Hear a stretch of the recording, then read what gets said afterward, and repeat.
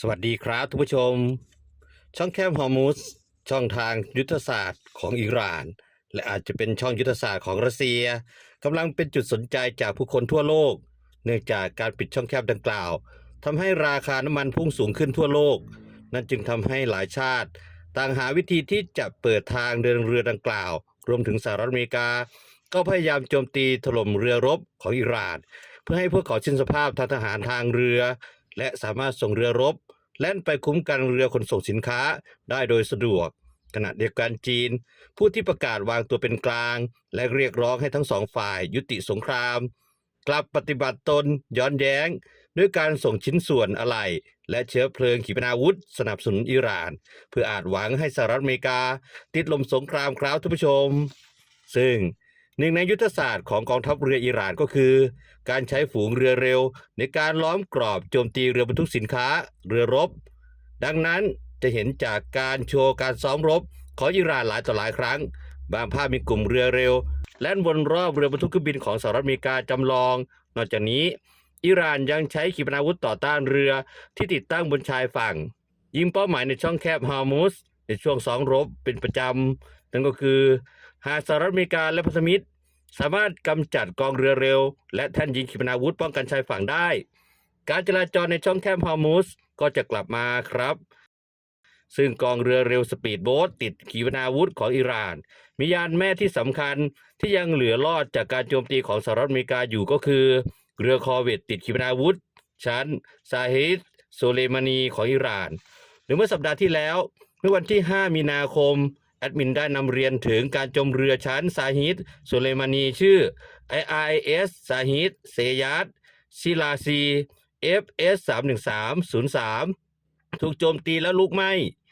เรือลำนี้จมลงในภายหลังครับตามรายงานของกระทรวงกลาโหม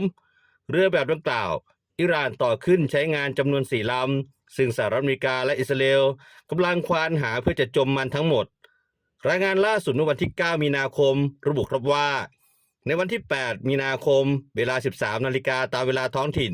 เรือ ARIS ซาฮิดโซเลมานี FS 31301ที่ต่อขึ้นลำแรกถูกถล่มโจมไปอีกลำเป็นลำที่2ที่บริเวณชายฝั่งเมืองบันดาเลงเกมีภาพเรือเกิดเพลิงลุกไหม้และการระเบิดตามมาหลายระลอก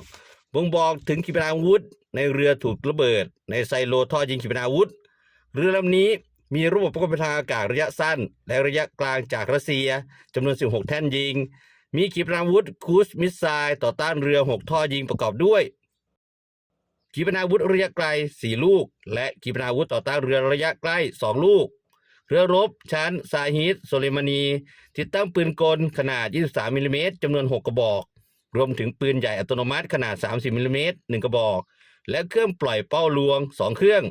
มีเฮลิคอปเตอร์บนดาดฟ้าเรือและจุเรือเร็วใต้ท้องเรือได้ถึง3 ลำโดยหากมองจากอาวุธดังกล่าวมันคือป้อมปราการลอยน้ำดีๆนี้เองครับซึ่งหากมันสามารถเข้าใกล้เรือสินค้าหรือเรือรบได้มันจะเป็นอาวุธหมัดเด็ดที่ใช้ต่อกรกับเรือเหล่านั้นแต่ทว่าด้วยการรบสมัยใหม่ระบบสงครามอิเล็กทรอนิกส์ถือเป็นปัจจัยสำคัญในการค้นหาเป้าหมายเล็งเป้าหมายและนำทางขีปนาวุธมีรายงานครับว่าอิหร่านติดตั้งระบบดังกล่าวบนเรือด้วยระบบที่ตนเองสร้างและผลิตขึ้นเองแล้วก็โม้มาโดยตลอดครับว่าระบบสงครามอิเล็กทรอนิกส์ของตนรวมถึงระบบเรดาร์มันเป็นระบบที่ทันสมัยเทียบชั้นกับนานาประเทศโดยเฉพาะชาติตะวันตกแต่สุดท้ายการจมเรือดังกล่าวได้ก็พิสูจน์อีกครั้งครับว่าเทคโนโลยีของอิหร่านมันก็แค่เสือกระดาษเท่านั้นครับซึ่งแน่นอนครับว่าเทคโนโลยีด้านอาวุธของอิหร่านได้รับการพัฒนาโดยมีอาวุธของรัสเซียและจีนเป็นต้นแบบนั่นอาจเป็นอีกเหตุผลหนึ่งครับว่าทำไมรัสเซียและจีนจึงยังไม่สนับสนุนอาวุธให้กับอิหร่านทั้งที่อิหร่านอยู่ในภาวะสงครามและกำลังถูกถล่มอย่างหนักซึ่งความช่วยเหลือที่แอดมินพยายามหาข้อมูลได้ก็คือการส่งชิ้นส่วนขีปนาวุธและเชื้อเพลิงขีปนาวุธจากจีนไปช่วยโดยจากการวิเคราะห์ข้อมูลการติดตามเดินเรือภาพถ่ายผ่านดาวเทียมและบันทึกของกระทรวงการคลังสหรัฐที่เผยแพร่โดยหนังสือพิมพ์วอชิงตันโพสต์เมื่อวันอาทิตย์พบครับว่าเรืออิหร่าน2 ลำออกจากท่าเรือเก็บสารเคมีของจีนในสัปดาห์นี้มุ่งหน้าไปยังอิหร่านเรือทั้ง2 ลำคือเรือซับดิสและเรือบานซิน เป็นของบริษัทเดินเรือแห่งสาธารณรัฐอิสลามอิหร่านซึ่งเป็นบริษัทของรัฐที่ถูกคว่ำบาตรโดยสหรัฐอเมริกาสหราชอาณาจักรและสหภาพยุโรปและกระทรวงการต่างประเทศสหรัฐระบุว่าเป็นบริษัทเดินเรือผู้สนับสนุนการแพร่กระจายอาวุธและตัวแทนจัดหาอาวุธของอิหร่านนิยมใช้เรือทั้ง2 ลำจอดเทียบท่าอยู่ที่ท่าเรือเกาหลานเมืองชายฝั่งตะวันออกเฉียงใต้ของจีนตามรายงานของวอชิงตันโพสต์ผู้เชี่ยวชาญกล่าวว่า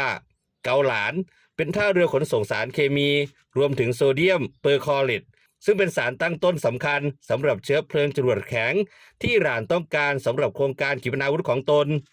หนังสือพิมพ์วอชิงตันโพสต์อ้างคำกล่าวของผู้เชี่ยวชาญและรายงานข่าวจากสื่อต่างๆว่าเรือบราซิลยังเป็นที่รู้จักกันดีในฐานะผู้ขนส่งโซเดียมเปอร์คลอเรตอีกด้วยซึ่งแม้ว่าจะมีเรืออิหร่านอีกหลาย10 ลำเข้าเทียบท่าตั้งแต่ต้นปีผู้เชี่ยวชาญเน้นย้ำว่าการที่จีนอนุญาตให้เรือบรรทุกวัสดุที่เกี่ยวข้องกับอาวุธ